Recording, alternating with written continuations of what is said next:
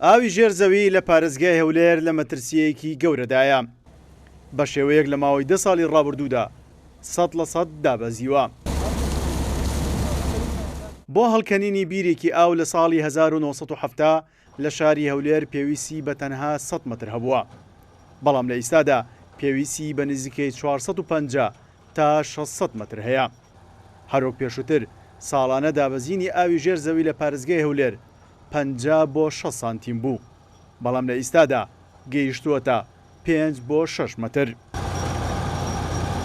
بە گوێرە ئەو داتایمە کە ساڵی 2000 ماوەرگرتووە، قوڵایی بیرەکان 250 متر بووەوە لە هەر دقەیەکی 150 گاڵۆن ئاو لە بیرەکان دەرچوە، بەڵام ئێستا لە 2022 قوڵای بیرەکان لە هەندێک شوێن تاکو 600 متریش ڕۆیشتووە و ئاسی بەرەمێنانیش بۆ کەمتر لە 70 گاڵۆن لە دقەیەک دابەزێ.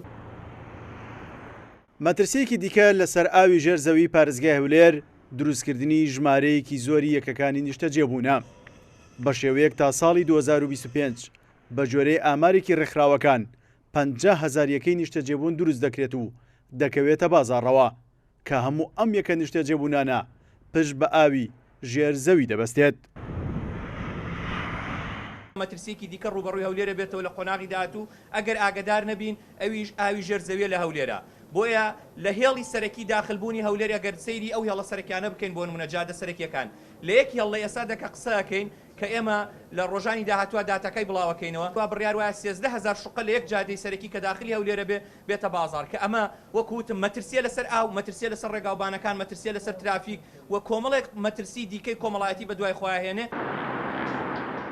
دابینکردنی ئاوی خاوێن بۆ شاری هەولێر لە ڕێگەی دوو سەرچاوەوەیە.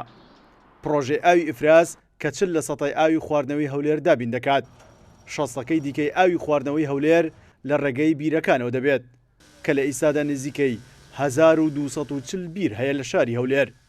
ئەمە جگە لەو بیرانەی کە لە پرۆژەکان نیشتەجێبوون و بازرگانی لێدراون کە ئەویش نزیکەی 1200 بیر دەبێت.